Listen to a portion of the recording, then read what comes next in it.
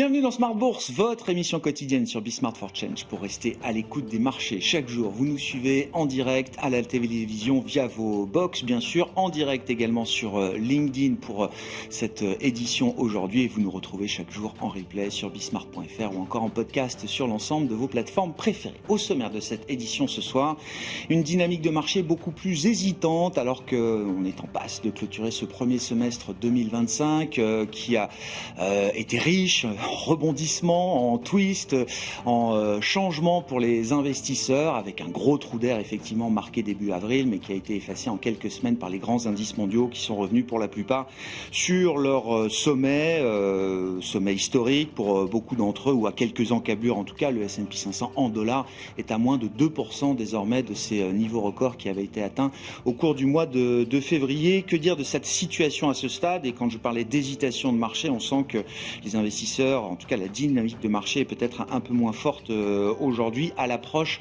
de ces niveaux records sur l'ensemble des marchés actions mondiaux. Nous ferons le point bien sûr avec nos invités de Planète Marché dans un instant. Nous évoquerons également les enjeux macroéconomiques du second semestre, avec un ralentissement de la croissance mondiale qui est au programme pour cette année 2025 et qui est essentiellement lié au ralentissement attendu de l'économie américaine. Est-ce que ce ralentissement est en train de se matérialiser? Un chiffre parmi d'autres qui montre peut-être effectivement une forme de ralentissement ou de normalisation sur le front de la consommation aux États-Unis, avec des ventes au détail négatives pour le mois de mai, après un chiffre révisé à la baisse également pour le mois d'avril. Rien de dramatique encore au niveau. La consommation américaine est très largement supérieure à la tendance qu'on pouvait extrapoler ces dernières années, mais c'est peut-être un signe de morosité face à l'impact attendu des droits de douane sur l'économie américaine et sur le pouvoir d'achat du consommateur américain. À cela s'ajoute évidemment la guerre entre Israël et l'Iran, qui fait toujours craindre un risque peut-être de choc pétrolier, en tout cas de choc sur les prix du pétrole, qui ne s'est pas matérialisé jusqu'à présent, mais on voit que les tensions restent présentes, avec un baril après avoir baissé en début de semaine, qui reprend 2 à 3% après que Donald Trump a recommandé l'évacuation totale de la ville de Téhéran ces dernières heures. Pauline Gratel vous apportera tous les détails sur cette séance en cours, et puis nos invités de Planète Marché à suivre bien sûr dans un instant. Et enfin, dans le dernier quart d'heure de Smart Bourse, nous nous focaliserons sur le thème des leaders numériques, les digital leaders. Comment investir dans cette thématique? Nous en parlerons avec les équipes d'Amplegest, et c'est Abdullah Sardi, gérant action chez Amplegest, qui sera avec nous en plateau dans ce dernier quart d'heure de Smart Bourse.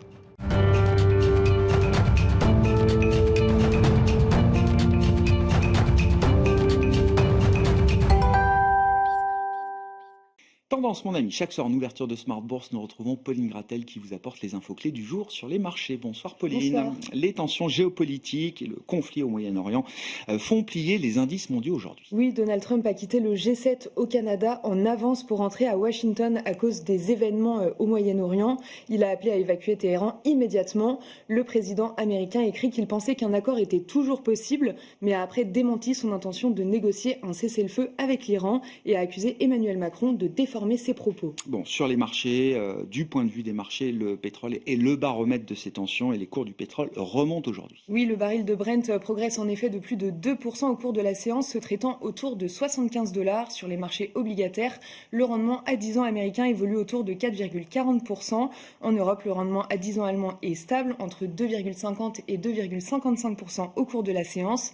Sur le marché des changes, le dollar se stabilise et l'euro-dollar se traite autour de 1,1560. Qu'en est-il des mouvements observés sur les grands indices actions aujourd'hui, Pauline? Les marchés actions cèdent du terrain aujourd'hui. En Europe, le Stoxx 600 est dans le rouge et cède environ 0,6%. Une tendance qui est partagée avec le CAC 40 qui perdait jusqu'à 1% au cours de la séance avant de réduire légèrement ses pertes. Il évolue sous 7700 points aujourd'hui.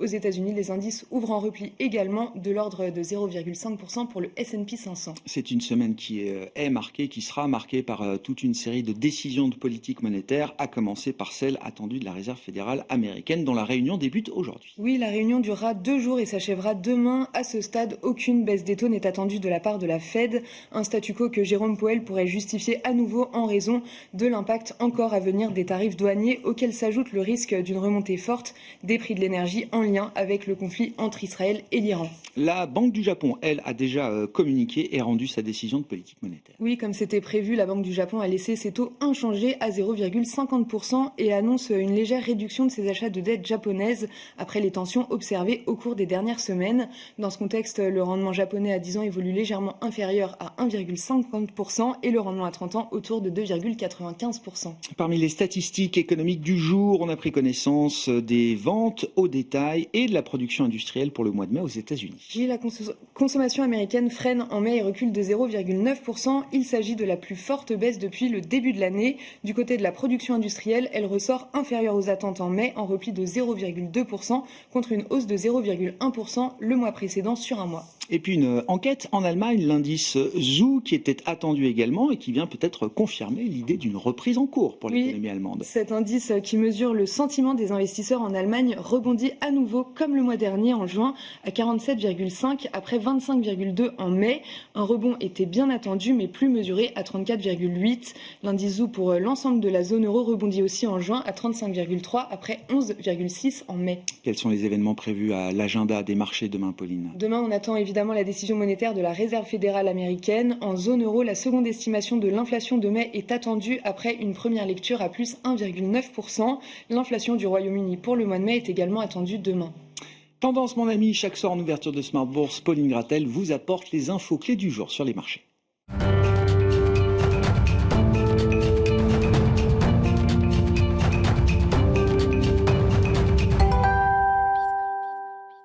Trois invités avec nous chaque soir pour décrypter les mouvements de la planète marché. Céline Picmal-Prade est avec nous, présidente de Picmal Houghton Investments. Bonsoir Céline. Bonsoir Grégoire. À nos côtés également Maxime Darmet, économiste chez Allianz Trade. Bonsoir Maxime. Bonsoir. Merci d'être là et merci à Hervé Amourda de nous accompagner également. Bonsoir Hervé. Bonsoir.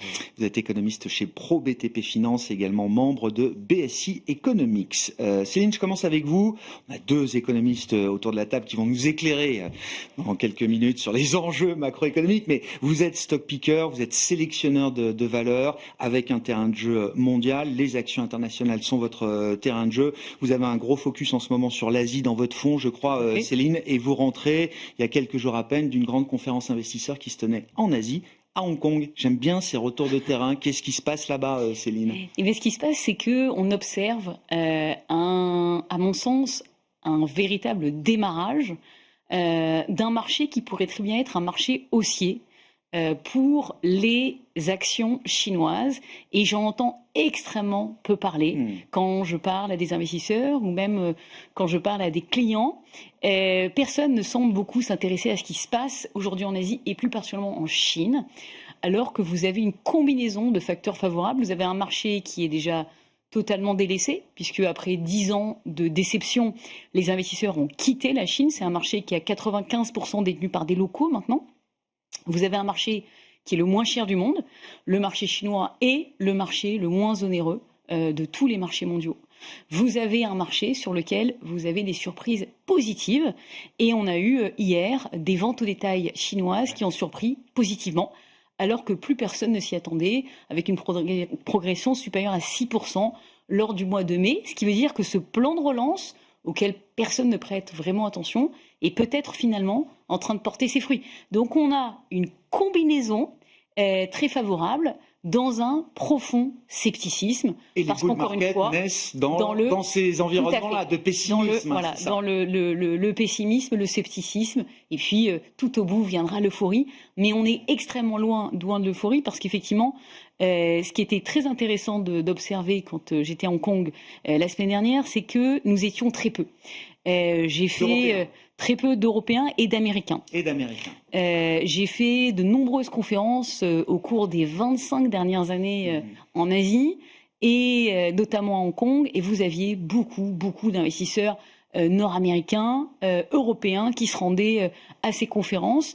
La dernière conférence, donc c'est une conférence UBS qui a été organisée. Vous aviez 3000 investisseurs qui étaient présents, seulement 88 Européens et Américains, ce qui vous laisse, ce qui vous donne un petit peu un goût de l'appétit aujourd'hui des investisseurs pour ces actions asiatiques et plus particulièrement chinoises. Voilà. Sur la Chine spécifiquement, est-ce que les pouvoirs politiques, mais également est-ce que les entreprises chinoises se mettent en ordre de marche pour être séduisantes, pour attirer justement et même, j'allais dire, générer ce retour des investisseurs étrangers sur un marché essentiellement détenu par les locaux, vous l'avez dit aujourd'hui. C'est-à-dire faire comprendre aux étrangers qui sont partis notamment pour les derniers d'entre eux il y a quelques années, quand on a vu cette reprise en main très politique de certains secteurs d'activité, est-ce qu'il y a quelque chose qui a changé de ce point de vue-là? Alors on a un élément qui a clairement changé, c'est l'affichage de Xi Jinping avec les entrepreneurs de la technologie. C'était au moment de DeepSeek en janvier.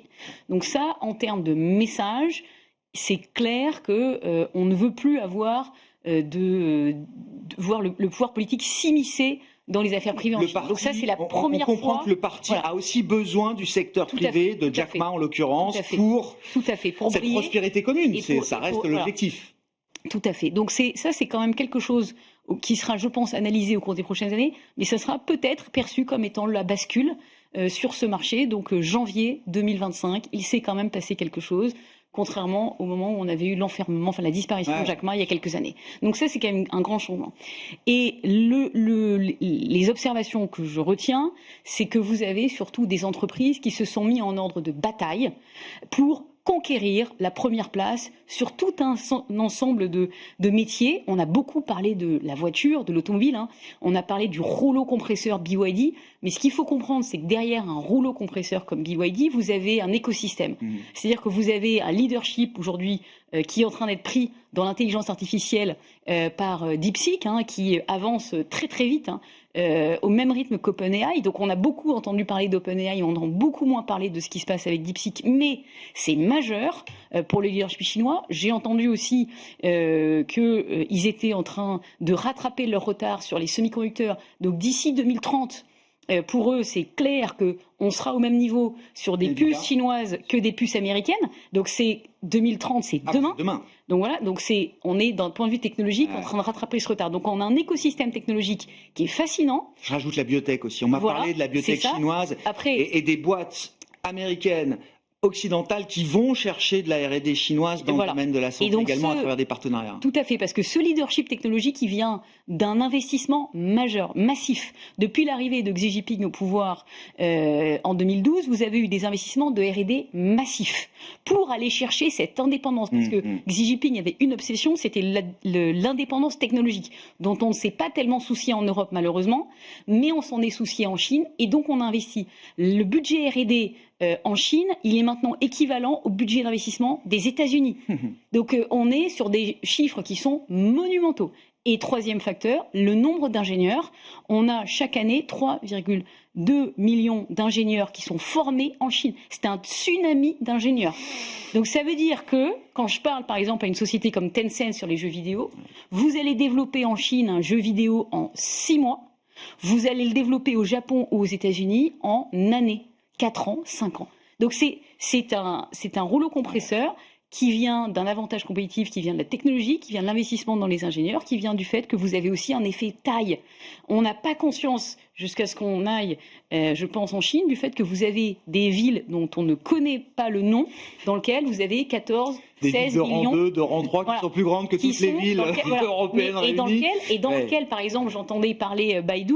Baidu fait des tests grandeur nature dans des villes où vous avez 14 millions d'habitants de robotaxis. Voilà, vous évoquiez DeepSeek tout à l'heure. Je lisais aussi il y a quelques semaines ou quelques mois la vitesse à laquelle, alors avec l'appui du pouvoir politique, mais la vitesse à laquelle on avait déployé les solutions de DeepSeek dans toutes les infrastructures publiques, parapubliques, les hôpitaux, les écoles. DeepSeek a mis, ses outils et ses solutions au service de la prospérité commune. Et c'est une économie très protectionniste aussi. Hein. Il faut bien comprendre aussi. Donc c'est juste qu'il se passe quelque chose de très intéressant auquel j'ai l'impression qu'on ne prête pas tellement attention. Pas suffisamment. Intéressant. Et quand je vois le décalage entre notre technologie, même la technologie américaine et la technologie que je vois là-bas, je me dis qu'il se passe quelque chose d'intéressant et que je ne pense pas que les investisseurs s'y intéresse suffisamment. C'est un préoccupé Mais le message est bien passé, je crois. Et c'est quoi, 40-45% de votre fonds qui investit sur des valeurs asiatiques aujourd'hui? 35% sur la Chine et 45% plus largement sur la gestion de conviction très très forte. Un mot encore pour passer la parole aux économistes. D'ailleurs, les droits de douane, la guerre commerciale, dans une conférence comme celle à laquelle vous avez assisté à Hong Kong, c'est un sujet, on en parle, ça les inquiète? Quelque part, c'est le pays, à mon sens, qui était le plus préparé. D'accord. Voilà. Il s'était dit depuis le Trump 1 qu'il fallait qu'ils soient autonomes, qu'il fallait qu'ils soient indépendants. Aujourd'hui, ils sont quasiment prêts à être autonomes. Et en termes d'exportation, ils ont largement réduit leur dépendance par rapport aux États-Unis et ils se sont focalisés sur les autres pays asiatiques. Il ne faut pas oublier qu'à horizon 2030, c'est plus de 60% de la consommation de la classe moyenne mondiale qui se fera en Asie. Donc c'est un bassin de chalandise qui est très fort pour ces sociétés chinoises. Comment on peut, messieurs les économistes, éclairer le propos de Céline, qui est donc dans l'investissement action, en évoquant la sphère émergente, la partie asiatique notamment, cette résilience macroéconomique, elle est solide, il y a quelque chose qui a changé dans la sphère émergente par rapport à il y a 10-15 ans où on parlait de pays fragiles, de choc des monnaies, etc. Là, on est quand même tous sous la pression d'un Donald Trump plus remonté que jamais. Qu'est-ce qu'on peut attendre justement des économies émergentes? Je sais que le sujet est vaste dans ce contexte, Hervé. J'allais commencer par répondre par là. Effectivement, le petit caveat habituel. Merci de l'avoir précisé, mais effectivement, on ne peut pas réunir tous les pays émergents en un. Ce qui a changé, c'est que d'abord, ils sont moins dépendants sur la dette ou sur l'endettement en dollars. Et avec tout ce que l'on voit sur les mouvements du dollar actuellement, c'est plutôt une bonne chose et c'est ce qui les immunise. Le deuxième élément, et on l'a vu, on l'a vécu avec 2022 sur la crise de l'inflation, ils n'ont pas subi la hausse des taux de la Fed, ils l'ont accompagnée parce qu'ils avaient les marges de manœuvre, parce qu'ils avaient justement suffisamment déleveragé en amont, ils avaient fait leur travail et donc globalement, encore une fois je parle sur la globalité des pays émergents, ça s'est plutôt bien passé. L'autre élément, c'est le commerce international. Il a fondamentalement changé de visage. Aujourd'hui, on parlait de l'Asie, les pays asiatiques commercent entre eux. D'abord, et j'irais à plus de 80%, c'est d'abord entre eux. Donc quand on parle de devises ou de dépréciation du dollar qui pourrait avoir un impact sur les devises émergentes, en fait c'est vraiment la monnaie chinoise qui compte. Et celle-ci, elle est... Alors, j'ai pas le droit d'utiliser... Voilà. Oui, moi je peux le dire. N'inquiétez pas. Elle est contrôlée, maîtrisée, pilotée. C'est politiquement correct. Mais effectivement, voilà, on le sait. Oui. Et en plus, elle est plus ou moins pégée sur les devises asiatiques des pays alentours. Donc ça, ce sont des grands changements. Après, effectivement, sur la guerre commerciale, alors non seulement ils étaient préparés bien avant nous, mais eux, la guerre commerciale, ils font front avec la plupart des pays développés. Avant Donald Trump, la guerre commerciale, elle était avec l'Europe sur les voitures électriques. On avait même mis en place des droits de douane. Alors, pas avec le même effet d'annonce que Donald Trump et avec, j'irai un peu plus de détails sur les constructeurs et pour essayer d'avoir quelque chose de proportionné. La recherche de débouchés à l'extérieur de leur zone, c'est quelque chose qui est naturellement plus difficile pour eux que l'inverse. Absolument, absolument. Et ils ont énormément investi. Je pense que c'est peut-être le dernier point majeur là-dessus, notamment en Europe. On sait qu'il y a cet effort d'influence et d'investissement d'influence que l'on peut avoir en Afrique, mais en Europe c'est aussi vrai. Si vous regardez le commerce qui passe par la Grèce, aujourd'hui tous les ports grecs en fait ne sont plus grecs. Et donc tout ça c'est un sujet et c'est ce qui explique aussi que ça fonctionne ou que ça pourrait fonctionner et que c'est assez prometteur. Et bien sûr, mais ça on en a beaucoup parlé, le dernier plan de relance il est beaucoup plus convaincant que les précédents puisqu'il s'attaque cette fois-ci aux consommateurs. Il aide le consommateur. Il y a besoin d'en remettre d'ailleurs du point de vue du stimulus économique. De préciser. D'accord. On a besoin de plus de précision. Là, on a eu des grandes annonces, on a des cibles qui sont fortes dans un contexte de guerre commerciale. Maintenir une cible de croissance à 5%, avoir un déficit budgétaire aussi élevé, quelque part, ce sont des annonces qui sont sérieuses, qui sont substantielles. Mais on a besoin d'avoir un peu plus de détails sur comment cet argent va transiter. Et très souvent en Chine, ce qui a bloqué, c'est justement la tuyauterie. Voilà. C'est les intentions du gouvernement et derrière, qu'est-ce qui se passe véritablement sur le terrain. Vous confirmez, Allianz Trade, c'est ex-Euler Hermès, comme on l'appelait à l'époque, c'est l'assureur de crédit, groupe Allianz, bien sûr, oui, tout est dans le nom, Maxime. Mais vous confirmez, vous avez accès à des données hyper fines, j'imagine, sur le commerce mondial, les échanges.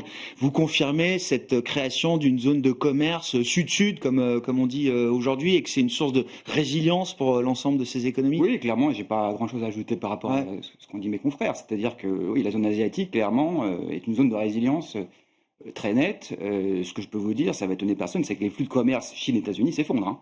Par contre, on le voit dans les ports de Los Angeles. Ça passe Mexique. Il faut regarder les pays tiers aussi. Vous avez raison de le préciser. Pays tiers. Il y a le commerce direct. donc Chine, États-Unis qui s'effondrent. Ouais. On le voit très clairement dans les données, et dans les ports californiens notamment. Mais vous avez une partie de ce qu'on appelle le rerouting, donc c'est-à-dire, vous le dites très bien, on connaît, c'est établi depuis la première guerre commerciale. On estime environ, grosso modo, la moitié du commerce, des pertes du commerce extérieur chinois direct sont compensées par le commerce indirect, D'accord. donc qui passe par ces pays. Mais il y en a quand même une tête de partie liste. qui disparaît alors. À peu près la moitié. D'accord. À peu près la moitié, mais l'autre moitié qui passe quand même par le Mexique, le Vietnam, l'Indonésie, quelques pays européens également. Et ça, il y a un Donc ça risque c'est un amortisseur, Ah ouais, j'entends. clairement, pour le cycle chinois. Et ça, c'est des routes qui restent ouvertes ou est-ce qu'il y a un risque que l'administration Trump cherche à patcher justement ce qu'elle peut considérer comme étant des trous dans la raquette? Très bonne remarque. L'administration Trump est très au courant au fait de ça. J'ai pas de doute là. L'administration Biden, il l'était également, hein, tout le monde le sait, on le sait depuis 2017, c'est un phénomène bien établi maintenant. Je pense que ça pourrait être une nouvelle zone de tension dans les politiques menées par l'administration Trump, donc ce sera affaire à suivre. Sur le commercial, je pense, on va de moins en moins parler de tarifs, de plus en plus de barrières non tarifaires et de pression des États-Unis sur leurs partenaires commerciaux hors Chine pour accroître la surveillance des biens importés, les règles d'origine. Vous savez, il y a des règles d'origine dans les règles du commerce international OMC.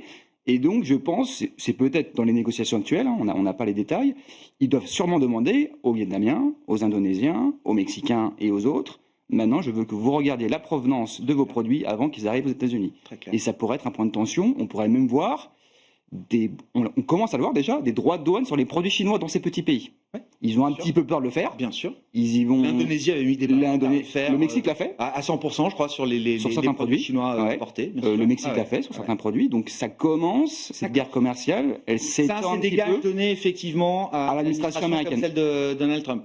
La vérité, c'est que, certes, on peut constater une certaine résilience de l'économie chinoise, mais la fracture entre les deux superpuissances américaines et chinoises va aller en s'accentuant. Voilà. Ouais, j'entends. La rivalité s'accentue. Il y a très peu de détails sur le deal qui était sorti à Londres, c'était il y a 1 ou 2 semaines, je crois. Finalement, le président Si ce Trump... n'est qu'on leur a demandé visiblement là aussi de faire attention à leur chaîne de valeur et d'expurger éventuellement ces chaînes de valeur des produits chinois. Ça a duré le deal est fait pour durer 6 mois. Donc c'est pour vous dire l'abysse qu'il y a entre les intérêts de la superpuissance chinoise et la superpuissance américaine. Donc dans les prochains mois, on va revenir sur la table des négociations, puisque rien n'est réglé finalement. Non. Et notamment, j'insiste là-dessus, les barrières non tarifaires, on parle beaucoup des terres rares, hein, 10 milliards, le commerce des terres rares, c'est 10 milliards, c'est tout petit, c'est microscopique, mais par contre, donc c'est 0,1% du commerce mondial, donc c'est tout petit. Par contre, si vous commencez à perturber ces flux de commerce, comme la Chine le fait très bien, c'est une arme de leverage, ça peut avoir des impacts hyper importants en cascade sur toutes les industries, downstream, auto, défense, haute technologie, semi-conducteurs, et j'en passe et des meilleurs. Ah ouais, bien sûr. Dans cet écosystème asiatique, alors il y a la Chine très importante dans votre portefeuille, mais il y a aussi d'autres acteurs, des entreprises qui sont branchées sur cet écosystème chinois dans d'autres pays, Céline? Oui, et surtout par rapport à ce que vous disiez à l'instant, je pense qu'il y a quand même quelque chose qui est en train de bouger. On parlait de la consommation chinoise tout à l'heure, mais on avait un pays qui était très dépendant effectivement de l'exportation. Donc c'était assez simple, quand on faisait un accord avec la Chine, on était focalisé sur les exportations. C'était un pays qui allait nous vendre ses produits. Ouais. Demain, en termes de négociation, si vous vous retrouvez avec un pays d'1 milliard de consommateurs, quand vous êtes l'État français ou l'État américain, votre approche est plus complexe. Parce que les entreprises américaines ou les entreprises européennes vont vouloir vendre leurs produits. Parce qu'en 2030, le premier pays en termes de nombre de consommateurs, c'est la Chine. Donc là, l'écosystème devient plus complexe, l'équation devient plus difficile à gérer et on a un intérêt qui est peut-être plus partagé à trouver un terrain d'entente. Voilà. Et si on ajoute à cela le fait qu'ils ont ils ont réfléchi à des positions assez tranchées sur des dossiers comme les terres rares, sur lesquels ils ont un clair avantage aujourd'hui, on n'est pas exactement dans les mêmes fauteuils que ceux dans lesquels on était il y a 10 ans. Ah ouais, j'entends. Voilà. Donc c'est ça le secteur des vins et spiritueux, par exemple, là, on parle beaucoup de ce qui se passe aux États-Unis, mais là, il y a des marchés critiques aussi. Peut-être que dire, tiens, c'est pas grave, on va mettre des barrières douanières parce qu'en Europe, on va rien acheter en Chine, ça va peut-être pas être si simple que ça, parce que je pense qu'il y a beaucoup d'entreprises qui vont dire non, mais on aimerait bien quand même vendre nos produits au plus gros marché mondial en termes de consommation. Donc c'est ça, je pense, qui va faire réfléchir. Et en parlant de consommation, ce que j'ai trouvé aussi fascinant, c'est que on a eu pendant longtemps Volkswagen, Porsche, etc., qui vendaient leurs voitures. Aujourd'hui, on a vu qu'on a eu un retournement avec la part de marché des Chinois qui a augmenté en Chine.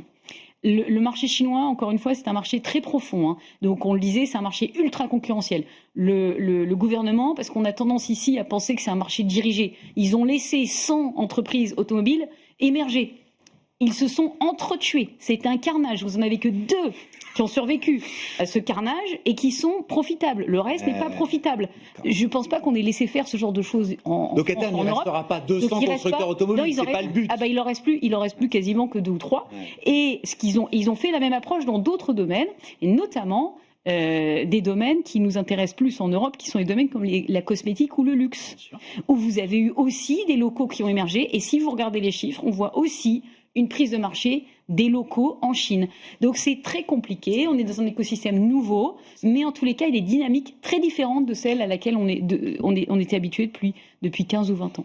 À propos de consommation, Hervé, qu'est-ce qu'on peut dire du chiffre du jour, alors qui reflète en partie notamment la consommation américaine au mois de mai, moins 0,9%. Le chiffre d'avril était révisé en baisse également à moins 0,1%. Alors, le chiffre du mois précédent encore, mars, avait été un chiffre très très puissant. Donc, il y a ce jeu d'anticipation. Là aussi, le consommateur américain, en l'occurrence, est intelligent. Il sait ce qui se passe. Et il sait arbitrer en fonction de ce qui se passe et en fonction des tweets, en l'occurrence, de leur président. Ma question étant, est-ce qu'on a quand même toujours cette idée d'un grand ralentissement de l'économie américaine qui doit d'ailleurs faire ralentir l'ensemble de la croissance mondiale? Est-ce que ça reste quelque chose qui est un scénario central pour la suite de cette année?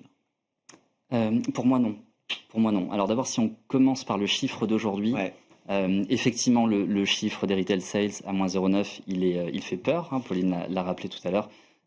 C'est un chiffre historique. Quand on regarde dans le détail, quand on enlève l'auto, quand on enlève le gaz et quand on enlève les services alimentaires, en fait, c'est un chiffre positif à plus 0,4. Ce qui est important, alors c'est vrai qu'on a l'impression que je trie et que je choisis. Oui, qu'on enlève tout ce qui pèse. Voilà, ce qui ne me va pas.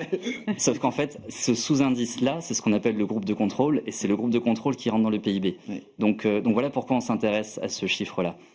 Sur l'auto, en fait, on arrive à l'expliquer, et vous l'avez dit, c'est l'anticipation des droits de douane du mois de mars. Donc on a une très forte progression de la consommation dès le T4 déjà, et puis ensuite ça s'est poursuivi jusqu'au mois de mars. Avec l'annonce des droits de douane en avril, ça a un petit peu plomber l'élan qu'il y avait eu. Mais pour moi, c'est juste un juste retour finalement à la normale. Donc on va passer par des mois de contraction parce qu'on compare avec des mois très, très forts. Ce sera pareil aussi sur d'autres éléments, notamment côté exportation, côté balance commerciale. Hein. Il faut s'attendre à beaucoup de volatilité macro. Hein. Voilà, de la volatilité. Sur des points, alors sur le secteur des exportations, c'est vrai qu'on a déjà été habitué à ça, mais sur la consommation, on est rarement sujet à de la volatilité. Donc c'est ça la nouveauté. L'autre élément aussi, c'est la baisse de la confiance des ménages. Et c'est vrai que ça pourrait finalement nous pousser à avoir un scénario plutôt pessimiste sur l'économie américaine-US, parce que si la consommation n'est pas là, alors que l'économie américaine dépend à plus de 70% du consommateur américain, alors effectivement, il nous manque quelque chose dans l'équation. Sauf que sur la confiance des ménages, on se rend compte que habituellement, ça fonctionne bien parce que c'est corrélé au taux de chômage. Cette fois-ci, la corrélation, elle est cassée parce que le taux de chômage va très bien. Et donc, la confiance des ménages baisse sur du risque politique. Ce risque politique, là, c'est le scénario de chacun. Moi, j'estime qu'on a vu le plus grave dans les annonces avec le 2 avril. Avec ce que l'on a entendu sur la cour... pardon, Non, sur la cour du commerce. Oui, bien sûr. Oui. Donc la mesure. Alors, bien sûr, il y a un appel et aujourd'hui. Oui, les tarifs peuvent être maintenus pour l'instant. Pour l'instant, ils sont maintenus. Oui. Mais il y a une base légale et une base juridique très faible. Hein. C'est ça. Oui, effectivement. C'est vrai que Donald Trump, dans la foulée, s'était exprimé en disant on passera outre, ça ne nous concerne pas et on arrivera à imposer nos droits de douane. 3 jours après, il met des droits de douane sur l'aluminium et l'acier à 50%. Là, c'est une section totalement différente, ce qui est la section 232, où il est dans son plein droit. Et ensuite, sur l'Union européenne, il passe à 50% alors qu'il menace la durée de jours, etc. Là aussi, il était dans son plein droit. Donc, quelque part, cette réflexion-là, elle a mûri aussi, et on se rend compte qu'il n'a plus rien annoncé en dehors de ce qu'il était vraiment en capacité Capable de faire lui-même. Pour moi, c'est un Juridiquement. agent. Voilà. Donc il y a eu effectivement dans les stops que le marché a pu mettre à Donald Trump, il y a aussi un encadrement juridique, légal, qui s'est mis en place autour de ses décisions et de sa capacité à prendre des décisions en tant que président. C'est ça. Et c'est ce qui nous permet d'encadrer quelque part cette guerre commerciale aussi. Bon. Mais alors, c'est pas dit, partant de là, qu'on voit des enquêtes de confiance remonter à un moment. Alors, un petit peu. Ça commence déjà, ouais. Le Michigan, le Conference Board. Dans les entreprises aussi. Hein. Absolument. Mais donc, finissez, Hervé Nava, je passe la parole juste après, Maxime Nava, vous avez raison. Non, mais votre point étant que ce grand ralentissement américain, il sera pas aussi fort que ce qu'on imagine ou que ce que des instituts de prévision peuvent imaginer aujourd'hui. Alors, il y aura ralentissement, mais pour moi, on va rester proche de la croissance potentielle qui est quand même élevée. On a connu une super croissance américaine ces 10 dernières années. Les revenus ont été très élevés. L'épargne a été abondante. Elle n'est pas totalement utilisée. Alors, je sais que on a l'impression qu'on va chercher dans des poches quelque part des années précédentes pour trouver des arguments. Mais il en reste quelque part dans cette épargne abondante. Les revenus ne baissent pas. Les revenus réels, eux, augmentent avec la baisse de l'inflation. Donc c'est quand même compliqué dans ce contexte-là d'imaginer une fin de cycle, un investissement fort. Le seul bémol, et là aussi je suis peut-être à contre-courant de ce que l'on entend, c'est sur le marché de l'emploi. Il reste robuste. Sur les derniers chiffres, on a vu le rapport des payrolls vendredi dernier. Mais en réalité, quand on regarde un petit peu dans le détail, il a perdu de sa superbe par rapport à 2022-2023. Le taux de départ volontaire, qui est un indicateur fort de la fébrilité des employés à quitter leur travail, celui-ci, il est relativement faible aujourd'hui. Il y a une confiance dans le marché du travail qui est quand même moins forte que précédemment. C'est ça. Donc, qu'est-ce que ça veut dire ? Ça veut dire que si on a un choc de demande qui vient des tarifs, qui vient de la géopolitique, qui vient de peu importe... Ça peut très vite se retrouver dans le chômage. On aura un impact sur le chômage, ce que l'on n'a pas eu du coup en 2022, puisqu'on a eu un choc de demande très fort, mais qui ne s'est pas retrouvé parce que le marché de l'emploi était plus que robuste. Et c'est une variable qui pourrait faire bouger la Fed. Ça, oui. Pour conclure là-dessus, vos commentaires, parce que c'est une économie que vous suivez de près aussi, Maxime, l'économie américaine, sur l'idée de ce ralentissement, et puis évoquons aussi la position de la Fed aujourd'hui, donc statu quo attendu évidemment pour cette réunion, ce meeting. Comment est-ce que vous voyez la Fed sortir de ce statu quo et pour quelles raisons ? Alors il y a deux choses. Je suis d'accord avec ce que dit Hervé globalement sur la résilience de l'économie américaine, c'est indéniable. Les enquêtes remontent, consommateurs, entreprises, intentions d'investissement, c'est très clair dans les enquêtes des Fed régionales. Donc le pire est passé, manifestement. On a digéré les annonces tarifaires du président Trump. L'économie américaine s'est révélée beaucoup plus solide que prévu, notamment en raison des bilans des entreprises et de l'agilité des entreprises face aux hausses de tarifs. Elles se sont préparées dès l'élection de 2024. Donc ça, c'était un facteur qui a été peut-être sous-estimé, je dirais. C'est le premier point. Deuxième point, en revanche, je suis un peu moins optimiste sur la seconde partie de l'année. Je ne prévois pas de récession, loin de là, mais je m'attends à un ralentissement assez net. Donc vraiment sous le potentiel. Sous le potentiel, 1,5% de croissance annualisée. Pourquoi ? Parce que, tout simplement, on n'a pas encore vu la vague d'inflation. Donc tant que l'inflation n'est pas là... Mais on la verra. Je ne sais pas. Vous me retirez les mots de la bouche. La question. Vous me retirez les mots de la bouche, mais on oublie pourquoi jusqu'à présent l'économie américaine a été résiliente, les bilans solides, etc. très bien, le marché du travail très bien, mais la vague d'inflation n'est pas passée. Donc il n'y a pas de raison a priori pour que l'économie américaine n'a pas encore subi un gros choc en fait inflationniste. Alors ce qui me fait venir à ce point de l'inflation, je vois beaucoup de gens qui en débattent un peu de partout, ça va venir, ça va pas venir, donc c'est un peu le gros mystère du moment. Pour l'instant, on n'a rien vu. Comment ? Pour l'instant, on voit quasiment rien. Quasiment rien. Il faut vraiment aller dans le détail sectoriel, les jouets, les jouets, ou un petit peu, on voit des choses. Voilà. Mais globalement, quand vous prenez l'indice des biens, qui est c'est le premier item sur lequel vous verrez l'impact des tarifs, bien évidemment, puisque les biens sont en partie importés, bien que l'économie américaine est beaucoup moins ouverte que beaucoup d'économies, notamment en Europe. Il ne faut pas l'oublier non plus. Néanmoins, je crois que l'inflation va arriver. Donc il ne faut pas se méprendre sur la transmission des tarifs à l'économie réelle. Je vois beaucoup de gens impatients. Ça met du temps. À court terme, il y a les enquêtes entreprises, les PMI, vous le montrent très bien, suggèrent que les entreprises prennent dans leur marge. Il y a de l'incertitude, les tarifs ont augmenté, ils ont rebaissé, le président Trump a été très volatile. Il a même désigné du doigt les entreprises qui Bien sont les sûr, premières bien à augmenter sûr. les tarifs. Oui. Donc je pense qu'il y a un effet de OK, on prend dans nos marges. On regarde ce qui va se passer. Et quand the dust settles, Ouais. excusez mon mauvais anglais, Ah ouais. là on va augmenter les prix. D'accord. Donc c'est très visible dans les D'accord. enquêtes PMI. Donc je pense, pour terminer sur ce point, Il y a une vraie je vois, stratégie des entreprises quand même d'amortir d'amortir à d'accord. court terme, mais à moyen terme de Mais au passer- final, on va essayer de tout faire passer quand même aux consommateurs. Alors, dans les prix d'import américains ou les prix d'export des exportateurs vers les États-Unis, il n'y a aucun signal qui montre que les exportateurs ont baissé leurs prix pour amortir les tarifs. Donc, tout ça pour dire, j'en arrive à ma conclusion de tout ça, après ce long développement, que l'inflation, je pense, va augmenter, 3, 3,5%, peut-être 4%, pas plus. Ça ne sera pas le choc de la post-Covid, hein, mais elle va arriver d'ici la fin de l'année. Et ça va peser sur Et le ça pouvoir va peser d'achat, sur le moral des le ménages. moral, la consommation, Il n'y a rien de plus etc. que les ménages D'accord. détestent que l'inflation. D'accord. Donc c'est pour ça que sur la deuxième partie de l'année, sans être du tout catastrophiste, hein, je maintiens les bons fondamentaux de l'économie américaine, et sur le côté bilan entreprise-ménage, et sur le côté offre. Néanmoins, je pense que la vague d'inflation va quand même accélérer le ralentissement deuxième semestre 25, excusez-moi, premier semestre 26. Et donc la Fed a raison de rester pour l'instant La Fed a en pause, absolument- avec le discours de dire attendons de voir ce qui va réellement se passer. Vous savez, dans ces conditions que là- d'incertitude, Là, avec des chiffres d'inflation comme on a eu et des taux qui sont à quoi, 4,25, 4,50 encore pour oui, le directeur de la Fed, 50, tout à fait, ouais. dans un monde normal, enfin sans tarif, on pourrait très bien se dire que la Fed puisse Dans un commencer à monde où la baisser les Fed, taux. dans un monde où la Fed serait certaine que les hausses de prix ne viendraient Ah ouais. pas, et j'ai tenté de vous expliquer Ouais, que c'est pourquoi. pas certain. Et je pense que les membres du FOMC sont plutôt d'accord avec moi quand je les entends, ou je suis plutôt d'accord avec eux, Oui, pour être plus humble. oui, Maxime. Je suis plutôt d'accord avec eux. Je comprends. Donc, dans ce contexte d'incertitude, la meilleure chose qu'une banque centrale peut faire, c'est de rien faire. Ouais. Donc, effectivement, pour terminer là-dessus, à mon avis, on ne verra pas de baisse de taux avant décembre. Du point de vue du Laissez marché. passer la vague d'inflation. Ouais, je comprends. Ouais. Du point de vue du marché américain, qui a aussi beaucoup rebondi, hein. Le S&P est à moins de 2% de ses records historiques. Le Nasdaq est revenu aussi très fort, avec toujours les mêmes leaders, hein. Les Mag 7 ont connu un rebond important, notamment à l'issue de la période de publication de résultats.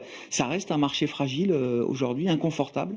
Alors, malgré tout, Céline. il faut quand même, quand on prend du recul sur ce que le marché action depuis le début de l'année 2025, on a en euros, parce qu'il faut quand même regarder, Oui, il faut comparer oui. des choses comparables, hein. Bien sûr. On a un marché américain qui est plutôt à moins 7, moins 8. Ouais. On a les 7 magnifiques qui sont à moins 10, moins 12. Ouais. Et de l'autre côté, on a l'Europe qui doit être à plus 5, plus 6. La Chine à plus 8 et le Brésil à plus 12. Ouais. Donc on a quand même quelque chose qui se passe cette année, qui est très très différent du disque rayé qu'on a pu écouter pendant les 15 dernières années. Donc là, c'est quand même différent. Et une grosse partie liée au change. Hein. Le dollar, l'indice dollar, c'est moins 10% depuis le début de Tout à l'année. fait. Hein, donc, Mais c'est quand même fascinant Ouais. d'observer ce décalage entre la performance des deux marchés. Après, néanmoins, comme vous l'avez souligné à l'instant, on a malgré tout des investisseurs qui restent monomaniaques sur ce marché américain. C'est quand même, j'étais moi-même surprise. des particuliers C'est-à-dire beaucoup, hein. que si vous regardez les flux d'investissement sur le marché américain en 2025, l'année n'est pas finie, hein, on est déjà à la deuxième année record en termes de flux sur les actions américaines depuis 2008.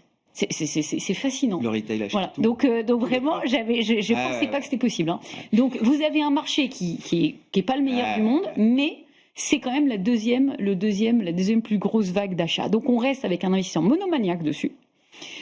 Alors que, comme on l'évoquait à l'instant, on a quand même des incertitudes. Donc on avance, mais on ne sait pas exactement où on va. En termes de croissance des bénéfices d'entreprise, je pense qu'on navigue totalement à vue. Donc on ne sait pas comment est-ce que ça va finir. Mais en tous les cas, c'est du jeu. Et de l'autre côté, en termes de valorisation, la prime de risque sur le marché action américain est maintenant au même niveau que celui qu'on avait en 2000. Donc on est revenu à la case départ qu'on avait il y a quelques mois avant la chute des marchés. Donc ça vous dit ce que ça veut dire, c'est-à-dire qu'on reste dans un contexte qui est, à mon sens, extrêmement défavorable aux investisseurs Si vous voulez investir aujourd'hui sur un marché action, moi j'ai un conseil à vous donner, évitez à tout prix le marché américain, mais ça n'empêche pas qu'il y ait beaucoup de choses très intéressantes à faire dans le monde des actions, en dehors des États-Unis. Ah oui, en dehors des États-Unis, oui, bien sûr. Ouais. Voilà. Un mot de l'Europe aussi également, et je voulais qu'on dise peut-être précisément un mot de l'Allemagne. Alors là aussi, c'est l'enquête du jour, le zoo, le moral des analystes financiers. Alors le DAX étant au sommet, les analystes financiers ont plutôt le moral, mais au-delà de ça, il y a quand même des signaux qui tendent à confirmer qu'il se passe un truc en Allemagne, qu'il y a quand même le début d'une reprise qui pointe son nez, Hervé, ou est-ce que je me trompe? Alors Je peux me tromper, hein. Non, J'ai le droit de le dire. non, mais ça dépend de ce qu'on regarde, effectivement. Mais c'est vrai que les PMI les plus décevants, ce sont les PMI allemands. Quand on met de côté la France, mais la France, on l'a toujours mise de côté, pas uniquement dans cette période. C'est un indice qui est très politisé. Sur l'Allemagne, pour le coup, on est vraiment sur une tendance qui est assez négative, notamment dans les services. Et les services en zone euro, c'est super important. Hein. On parle beaucoup des biens parce que voilà, il y a les droits de douane, c'est un secteur non abrité qui fait le commerce extérieur, etc. Mais les services, c'est la part du lion dans l'économie allemande. Pour autant, on n'est pas si inquiet sur l'Allemagne. Alors c'est vrai que l'annonce a eu lieu très tôt. Mais ce fameux plan de Merz qui est en train de passer finalement... Le budget arrive là, chaque fin étape. juin. Hein. Voilà. Donc ça, c'est plutôt une bonne nouvelle. Effectivement, les impacts, je dirais, matériels sur l'économie allemande mettront du temps à se manifester. Il faudra attendre octobre, la validation et probablement, enfin la présentation du budget à la Commission européenne et ensuite la validation dans le Parlement d'ici la fin de l'année. Mais pour 2026, on a de bonnes raisons, en tout cas, d'espérer un retour de l'économie allemande et de l'industrie allemande, surtout, parce que c'est ça qui posait problème initialement. Donc ça, oui. Par contre, est-ce que le tournant a été fait aujourd'hui? Moi, je suis encore dubitatif. J'attends d'autres indicateurs. Mais voilà, on sait que le sens de l'histoire est là. Maintenant, à quel moment est-ce qu'on attrape le wagon? Pour moi, on n'y est pas encore, mais peut-être qu'effectivement, on s'en est. Encore des preuves, il faut encore démontrer effectivement cette capacité de l'Allemagne à bien piloter ses efforts d'investissement et de relance, notamment. Le risque d'exécution, j'imagine, sera un risque à surveiller. On a évoqué la Fed. Du point de vue de la Banque Centrale Européenne, Christine Lagarde, alors qui a déjà passé sa réunion, nous a dit que la BCE arrivait au bout d'un cycle. Qu'est-ce que ça veut dire et c'est quoi les prochaines batailles? Enfin, qu'est-ce qui va définir désormais les mouvements de taux de la Banque Centrale Européenne si on a conclu ou quasi conclu un cycle de baisse de taux là aujourd'hui? Alors, la fin du cycle correspond au combat sur l'inflation. Donc là-dessus, effectivement, on est à la cible sur les prévisions. Vraiment, il y a très peu d'ombre, en tout cas, sur ce tableau-là. Maintenant, sur les prochaines étapes, elle nous parle beaucoup de la guerre commerciale. Dans le scénario qui est présenté par la BCE, c'est un scénario qui est très conservateur, malgré tout. Hein, donc, on part vraiment du statu quo et le staff de la BCE estime que le statu quo actuel va perdurer. Ce qui est peu probable, alors dans un sens comme dans l'autre, mais en tout cas c'est peu probable qu'on reste sur ce statu quo. Moi, ce qui m'avait étonné sur la dernière conférence, c'est qu'elle a mentionné le niveau de l'euro-dollar et le niveau du prix du pétrole. Bien sûr. Le prix du pétrole depuis, il s'est passé quelque chose. Il a pris 10 $. Et sur l'euro-dollar, eh bien, on continue d'avoir une appréciation de l'euro, ce qui est plutôt positif pour la baisse de l'inflation. Mais attention, parce que pour la compétitivité des entreprises, et aujourd'hui c'est un peu le credo de Christine Lagarde, de jouer sur l'euro, un euro fort, d'investir justement sur les entreprises, sur la compétitivité, ça c'est pas très bon. Donc c'est déjà des niveaux qui dérangent là, alors, 15, pas encore, mais la tendance, pour le coup, elle est quand même à surveiller. Alors c'est vrai qu'il y a un effet niveau, vous avez raison de le souligner, sur le taux de change. Surtout, c'est ça. Voilà, il y a à la fois le momentum, donc la variation, et ensuite il y a des effets de niveau, parce qu'on sait qu'il y a des nouveaux entrants qui n'étaient pas sur le commerce international et qui, sur certains niveaux psychologiques, peuvent considérer finalement exporter sur d'autres marchés. Donc c'est vrai aussi. On peut avoir, ce ne sera pas linéaire. Mais voilà, pour l'instant, je pense que la prochaine étape, elle est très loin. Je rappelle juste une chose, c'est que c'est vrai qu'elle a arrêté son cycle de baisse de taux. Si elle ne fait rien, avec le quantitative tightening qui court, elle a une politique qui est de plus en plus restrictive. On resserre. C'est ça. Bien sûr. Et donc là, je pense que pour l'été, on a un groupe de travail qui est attendu. Sur le bilan, sur la politique de bilan. Exactement. D'accord. À quel endroit on s'arrête et on atterrit. Et ça, ce sera assez important. Ça fait moins les gros titres, mais c'est quelque chose d'important aussi dans les outils de pilotage de la BCE. Dans ce qu'on a pu voir aussi sur les papiers de recherche, 1000 milliards de baisse du bilan, c'est plus 35 BP sur les taux longs. Oui. Voilà. Oui. Donc, Oui, bien sûr. quelque part, cette annonce-là, et on pense qu'il y aura au moins 1000 milliards de baisse à venir, voilà, c'est pas à prendre à la légère et c'est probablement tout ce qu'il y aura de la BCE à court terme jusqu'à la fin de l'année, sauf choc exogène, guerre commerciale, etc. Un mot des prix du pétrole, Maxime. Alors évidemment en lien avec le 5e jour de guerre entre Israël et Iran, il y a eu une première réaction de marché tout à fait légitime avec une hausse assez brutale des prix du pétrole, mais qui s'est assez vite apaisée.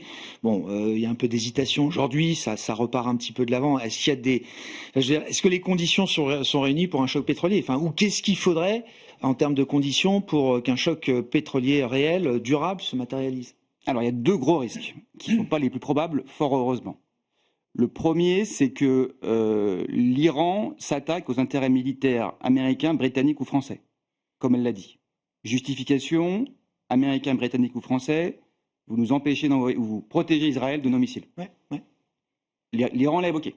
Donc ça, pour moi, c'est le plus gros risque. C'est pas le plus probable. Donc avec une implication de toutes ces parties occidentales forcées à un intérêt militaire occidental visé par l'Iran.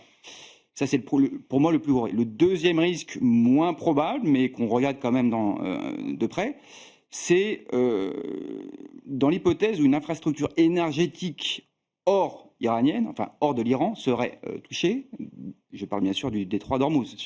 Donc un missile qui vient de je ne sais où, d'un proxy de l'Iran, voilà. On peut très bien imaginer que dans le détroit d'Ormuz, qui je vous rappelle est le flux de 20% passage de la production du pétrole mondial. Et de gaz, je crois que c'est 25%, 20% effectivement, et notamment les clients asiatiques. Et pourquoi je crois que c'est moins probable? Puisque l'Iran n'a pas intérêt à le faire.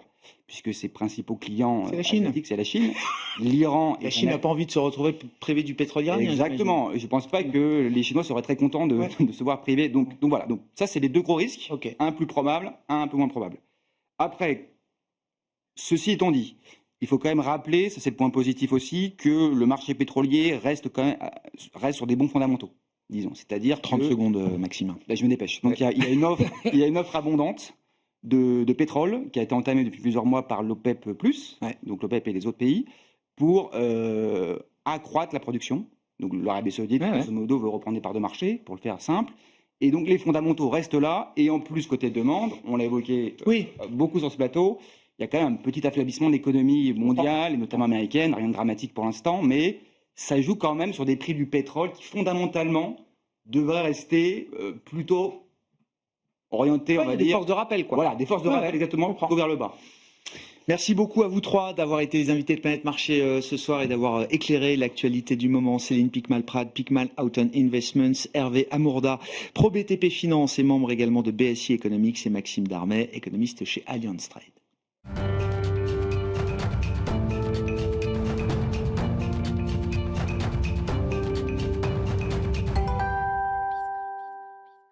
Le dernier quart d'heure de Smart Bourse chaque soir, c'est le quart d'heure thématique. Le thème ce soir, c'est celui des Digital Leaders, les leaders du numérique dans un univers d'investissement mondial, bien sûr. Comment traiter cette thématique d'investissement? Nous en parlons avec Abdoulaye Sardi, qui est gérant action chez Amplegest, et vous pilotez le fonds Digital Leaders chez Amplegest. Abdoulaye, bonsoir. Bonsoir. Merci beaucoup d'être là. Vous allez nous expliquer comment vous abordez ce thème des leaders digitaux, des leaders numériques. C'est pas une stratégie IA pure, mais forcément l'IA et j'imagine bien représenté dans ce fonds. Abdoulaye, à ce titre-là, on fait un peu le bilan du premier semestre en ce moment, revenir sur ce qui s'est passé autour du 20 janvier, et je ne parle pas de l'investiture de Donald Trump, je parle au cours d'un week-end de l'émergence d'un modèle d'IA, DeepSeek en l'occurrence, en provenance de Chine, qui avait fait tanker le Nasdaq dès le lundi matin.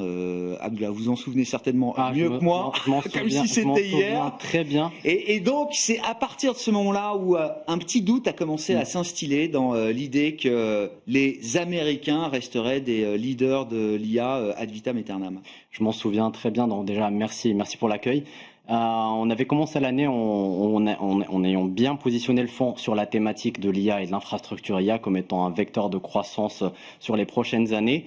Ça avait très bien démarré. Je me souviens sur les 3 premières semaines, on avait l'arrivée du gouvernement Trump avec l'annonce de gros projets d'investissement de 500 milliards. Donc le fonds avait bien démarré l'année. Stargate, 500 milliards, c'était parfait, ça commence bien. Puis 2 semaines plus tard, on a un modèle qui était déjà sorti au mois de décembre, qui d'un coup commence à être testé et on se rend compte qu'il est très performant et qu'il consomme moins de computing power, de puissance de calcul que les autres modèles. Donc il y a eu une remise en question, un stress énorme et avant toute réflexion, on a commencé par vendre. Le marché a commencé par vendre la nouvelle. Donc au final, on est 4 mois plus tard et on en vient à tirer au fait la leçon et la conclusion de tout ce qui s'est passé, c'est qu'en réalité le marché s'est fait énormément peur. Il y a eu, je dirais, donc un événement de vente qui était massif, mais quand on regarde les fondamentaux, il reste solide. Donc il y a eu plusieurs annonces ces dernières semaines. Donc nous, on était au Computex à Taïwan, où on a rencontré, c'est vraiment le cœur.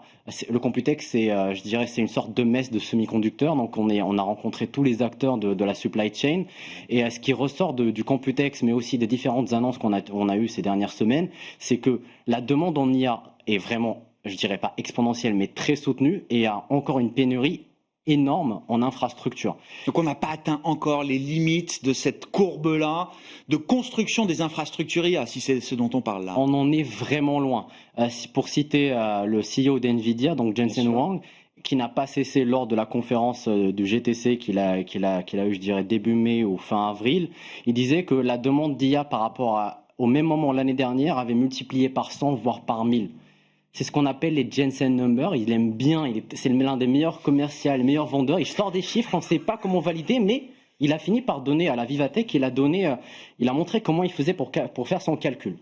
La même un prompt l'année dernière, donc un prompt c'est quoi? C'est quand on fait une demande en ChatGPT, une requête. Une requête normale l'année dernière, elle allait générer une centaine de mots, centaine de tokens. Le token c'est très important, les mots. La même requête cette année avec des modèles de raisonnement, c'est à peu près 10 000. Donc on voit au fait qu'il y a une multiplication par 100. C'est-à-dire que même ce qu'a fait DeepSeek, elle a facilité l'usage des IA, elle a fait en sorte de réduire un peu la puissance de calcul, mais le besoin a tellement augmenté que les infrastructures ne suivent pas. Donc ça, c'est-à-dire que la partie dans une stratégie comme la vôtre, et moi justement j'aimerais bien que vous nous expliquiez comment on va au-delà des infrastructures, mais déjà le premier point que vous nous apportez, c'est que pour l'instant la sous-composante ou le sous-thème infrastructure IA, ça reste quelque chose sur lequel il faut être positionné aujourd'hui. Je n'aurais pas dit la même chose il y a quelques mois parce que bien sûr, il y a une remise en question de l'architecture par DeepSeek, etc. Mais aujourd'hui, il y a pas de question. Quand j'étais à Taipei, les Chinois qui parlent un peu plus que les boîtes européennes, ils disaient que le marché se trompait sur le rythme de croissance. Il y a des entreprises où le consensus attendait une croissance de 30 à 40% d'ici la fin de l'année. Ils disaient on finit à 70%. Donc il y a vraiment une demande assez soutenue d'infrastructures et je ne pense pas qu'elle va s'arrêter là parce qu'on parle aussi de IA souverain. Il y a eu l'annonce d'un investissement massif par les Émirats Arabes Unis et l'Arabie Saoudite de 100 milliards. On parle de cloud souverain IA en Europe. C'est un marché qui est estimé à 1500 milliards.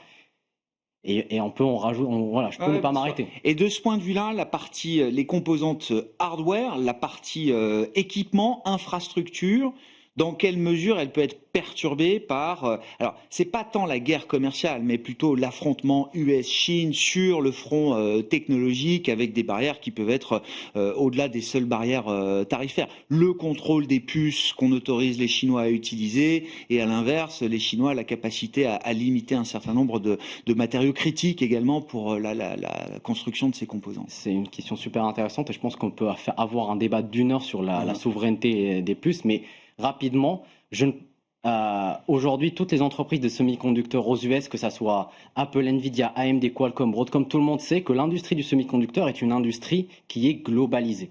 On a l'un des leaders de la lithographie et de la production de puces qui est en Europe, qui est ASML. On a l'un des leaders de la déposition qui est ASMI. On a l'un des leaders du soudage qui est Béziers en Europe. On a le meilleur cuistot, le meilleur cuisinier, c'était SMC. Et on a l'un des meilleurs vendeurs de wafers qui sont japonais. Et donc en réalité, à mettre des barrières, ça ne sert à rien, ça ne fera qu'augmenter le prix final. Et du coup, c'est pour ça qu'on voit que Trump, il essaye de taper du poing sur la table, mais il est obligé de trouver un terrain d'accord. Il y aura des manières de naviguer exactement dans la recomposition comme ça, effectivement. C'est sûr et certain. Il y a eu des entreprises qui ont été prudentes lors des publications, mais qui ont revu qu'aujourd'hui, il n'y a plus de sujet. Bon. Comment on va au-delà ou qu'est-ce qu'on ajoute à cette brique infrastructure dans une stratégie comme la vôtre, Abdullah?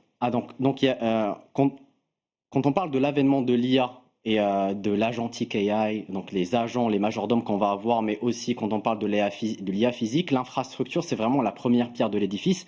Après, il va falloir ajouter des couches logicielles pour pouvoir traiter les données, faire en sorte que la donnée qui est envoyée au modèle soit de qualité, parce que le modèle n'est aussi smart que la donnée qui rentre. Si on envoie une donnée qui est mauvaise, il va ressortir des données qui n'ont aucun sens. Et donc là, on rajoute des couches logicielles comme Snowflake, qui est un data lake, un logiciel d'agrégation de bases de données qui va les retraiter, faire en sorte qu'elles soient mieux lisibles, de qualité. Et d'ailleurs, on le voit dans la dernière publication, il y a une accélération de cette partie-là qui est liée à la gestion de la donnée et qui fait que le titre a rebondi de 35% year to date. Donc il y a les couches logicielles, c'est le prochain. C'est la prochaine partie de la cote qui va rebondir fortement parce que pour l'instant, il n'y a que les entreprises IA infrastructure qui a vraiment profité du rebond. Ah ouais. Est-ce que l'Europe a sa place? Quand on est investisseur pragmatique avec un terrain de jeu mondial, est-ce qu'on trouve dans cet écosystème numérique de demain avec cette composante IA, est-ce qu'on trouve des acteurs européens? Alors pas pour fabriquer des GPU, j'ai bien compris, tout le monde l'a compris, mais pour apporter d'autres choses en termes de valeur à la chaîne de valeur. Il y a des acteurs européens qui sont vraiment forts. Même, je dirais, en fait, l'Europe a sa place et de toute façon, on est obligé de trouver notre place. Mistral ont été excellents parce qu'on est parti d'une équipe qui était vraiment limitée et qui ont réussi avec des modèles qui avaient moins de paramètres. Donc, le paramètre, c'est une sorte de neurone. Moins de neurones à avoir des réponses aussi de qualité qu'un modèle comme Llama 32. Donc, on a le savoir-faire, on a les équipes. Il faut juste qu'on investisse, il faut qu'on ait des investissements et qu'on continue d'investir dans nos équipes pour qu'on ait notre place dans la conception des modèles, dans les LLM et tout ce qui vient après. Et aussi, il va falloir investir de manière assez sérieuse dans notre autonomie au niveau des data centers. Ça a été déjà annoncé lors de la Vivatech. Il y a eu Jensen Huang, qui est le CEO d'NVIDIA, et Mistral, qui ont annoncé se lancer dans les data centers. Donc, il faut travailler à ce qu'on ait. Et il faut investir dans nos équipes et dans la qualité de nos chercheurs. Les talents, j'ai lu que Mark Zuckerberg, il est prêt à les payer avec des salaires à 8 ou 9 chiffres désormais. Il y a une énorme pénurie. Il y a une énorme pénurie. C'est délirant. Il y a une énorme pénurie. Mais ce qui est normal aujourd'hui, en fait, les écoles sortaient chaque année un nombre limité de chercheurs en IA. D'un coup, le marché démarre et on n'arrive plus à les trouver. Ce qui fait que, par exemple, quand un Elon Musk qui décide de récupérer des équipes de chez Meta et qui vont sur xAI, ça va être très difficile de les garder en interne. La dimension énergétique, c'est aussi quelque chose d'important et ça trouve sa place dans une stratégie comme la vôtre. Pas d'IA pour tout le monde sans un effort énergétique important. C'est l'un des goulots d'étranglement majeurs aujourd'hui. C'est qu'aujourd'hui, quand on souhaite construire un data center, on ne réfléchit pas par rapport à une superficie ou par rapport au nombre de GPU. On dit, moi, je veux 1,2 gigawattheure, etc., etc. Donc, il va falloir trouver les technologies qui nous aident à suivre. Chaque année, on a une demande de 30% de puissance de calcul en plus. Il faut que l'énergie suive. Dans notre fonds, on est investi sur Vertiv, qui fournit des solutions de livraison électrique et de refroidissement. Il y a des sociétés taïwanaises qu'on a vues quand on était en déplacement à Taïwan, Horace par exemple, qui fournit des solutions de refroidissement et de livraison électrique. C'est des sociétés qui comptent régler ce genre de problème en améliorant la consommation électrique, etc. Il y a Infineon en Europe qui est un leader de la gestion électrique et qui fournit une partie des composants des data centers et des racks, qui a un partenariat avec NVIDIA. Mais il va falloir que la chaîne, la supply chain et que la chaîne de production puisse suivre et que la grid puisse suivre. Mais voilà, c'est pas gagné. Bon, on est au début de tout ça de toute façon, donc on a encore des années pour suivre ce mouvement-là. Merci beaucoup Abdullah, merci d'être venu évoquer ce thème des leaders digitaux et cette composante IA évidemment incontournable aujourd'hui dans un fonds comme le vôtre. Abdullah Sardi qui est gérant action chez Amplegest, invité de ce dernier quart d'heure de Smart Bourse.